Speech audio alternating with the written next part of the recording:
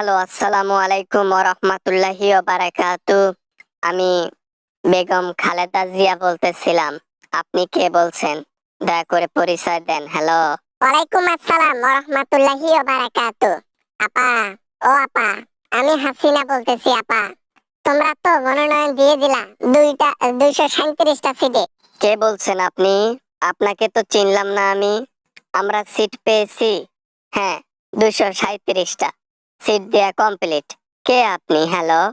আপা, আমি হতভাগা আপা। আমি হতভাগা হাসিনা বলতেছিলাম দিল্লি থেকে। কপালে আমার দুঃখ আর দুঃখ। শেষে আমি নির্বাচনে পর্যন্ত স্থান পাইলাম না আপা। যে যে কর্ম করে সে সেই ফল পায়। তুমি যে কর্ম করেছো তার প্রতিফলন এটাই ছিল। এটা তোমার প্রাপ্য, আল্লাহ তাআলা দিয়েছে। দেশের মানুষের জন্য কত কি করলাম আপা। আমাদেরকে একটাবার সুযোগ দেওয়া দরকার। আমাদেরকে এত বড় একটা দল, অথচ আমাদেরকে নমিনেশনই দিল না কেউ। ডক্টর ইউনূস, ছাত্ররা, জনগণেরা যা করেছেন তা অত্যন্ত ভালো কাজ করেছেন। কোন স্বৈরাচারকে স্থান দেয়া যাবে না। সব মাছে গু খায়, কিন্তু এই ঘাড়ুয়া মাছের উপর দিয়ে যায়। সবাই অন্যায় কাজ করে, দুর্নীতি করে, কিন্তু দোষ সব হাসিনার। কেন? শেষ একটা সুযোগ কি আমাকে দেয়া যায় না? No more chance. কোনো চান্স হবে না। কোন স্বৈরাচার দেশে আবার আসুক, এটা আমরাও চাই না, জনগণও চায় না। তাই নো মোর চান্স। বাবা, না মানে বাবা, আমি একটা প্রস্তাব রাখতে চাচ্ছি আপনার কাছে। আপনি তো আমার বোনের মতো। বোনকেই আমি বলতেছি, বোন হিসেবেই একটা রিকোয়েস্ট করি। তোমার সাথে যে কথা বলতেছি ফোনে, এটাই তো তোমার কপাল। আবার আমাকে রিকোয়েস্ট করতে চাও তুমি? যাক, বলো দেখি কি বলতে চাও তুমি। আমি বলি কি, এবার ডাকসু নির্বাচনে এবার জয়লাভ করেছে জামাত। এখন তোমাদের একটু বিপদ আছে। আমাকে সুন্দর করে সুযোগ দাও, তোমরা জয়লাভ করতে পারবা, বুঝছো?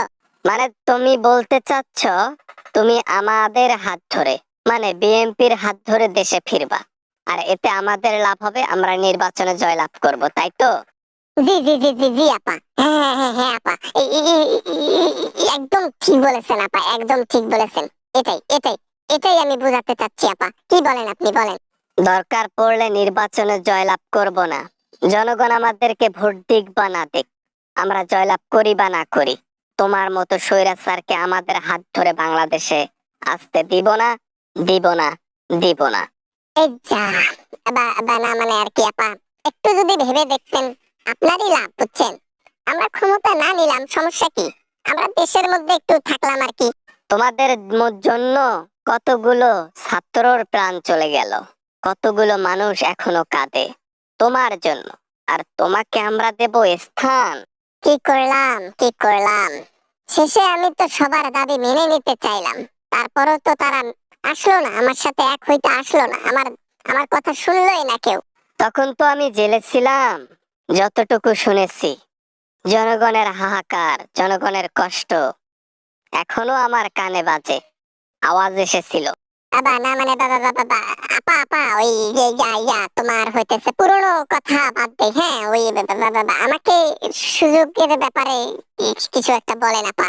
বাংলাদেশের মানুষ আমরা কেউ তোমাকে সুযোগ দেবে না, তাই কাউকে এরকম করে ফোন করে বিরক্ত করো না, ওকে? আর কখনো ফোন টোন দিও না। আমরা চাই না দেশে আবার স্বৈরাচার ফিরুক, দেশে অশান্তি হোক, দুর্নীতি হোক। এখন আমরা ভালো আছি জনগণকে নিয়ে। আর রইলো আমাদের নির্বাচনের কথা, আমাদের হাত ধরে আসার কথা। আমরা নির্বাচনে জয় লাভ করি বা না করি, জনগণ আমাকে ভোট দেখ বা না দেখ, আমাদের হাত ধরে আওয়ামী লীগ কখনো ফিরবে না দেশে, ফিরবে না, ফিরবে না, ফিরবে।